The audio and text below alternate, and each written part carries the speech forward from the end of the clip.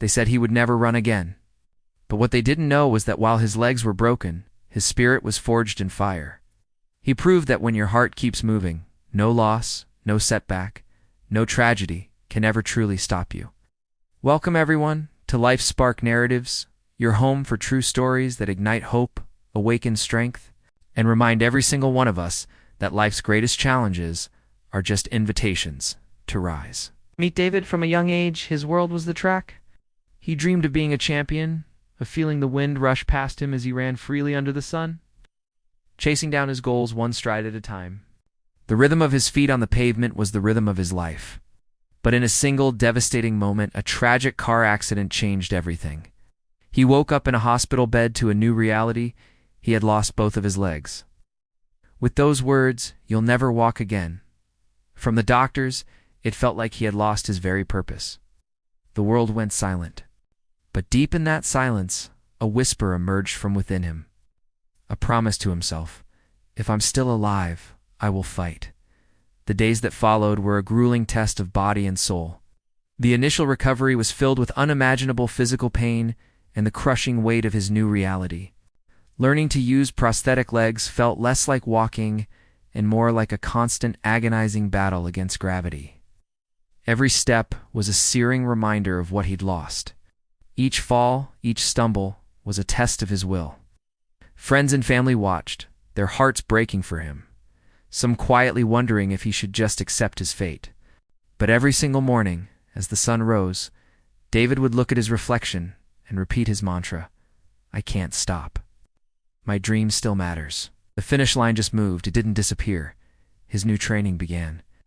It wasn't on the smooth track he once knew, but in the sterile hallways of a rehab center, then on the rough pavement of his neighborhood. He trained through sweat that soaked his shirts, through tears of frustration that streamed down his face. He trained when his body screamed to quit, when the phantom pains were unbearable, and when doubt crept in like a shadow. But he kept going, and he got back up.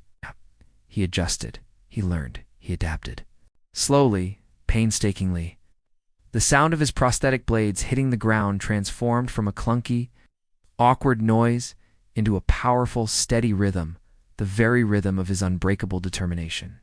He wasn't just learning to walk, he was learning to fly again in his own way. Then, the day of the city marathon arrived. The air was electric with anticipation, filled with thousands of runners, each with their own story. As David took his place at the starting line, the crowd's reaction was a mixture of emotions. Some stared with pity, others with unconcealed doubt, but many looked on with a dawning sense of awe. They saw not a man with a disability, but a warrior ready for battle. When the starting gun fired, a hush fell over those watching him, and then he ran. He ran not with the legs he was born with, but with something far more powerful, the unyielding force of an unbroken heart. Each kilometer was a victory. The burning in his muscles, the strain on his body, was all fuel. He wasn't just running against others.